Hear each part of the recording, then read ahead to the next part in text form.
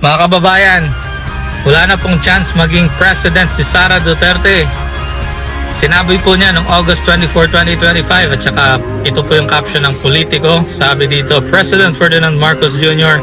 on Sunday vowed that he will not leave Malacanang until he has resolved the corruption and shoddy work associated with the country's flood control projects. Ibig po sabihin niyan hanggang merong corruption tsaka merong kabulastugan na nangyayari sa mga flood control projects ay hindi po siya aalis ng Malacanang. So ayan po, alam naman po nating walang chance na mawala yung corruption tsaka yung mga kabulastugan sa mga flood control projects. So parang forever na si BBM na nasa Malacanang. Parang Santo Papa na ito kasi di ba yung Santo Papa papalitan lang kapag namatay.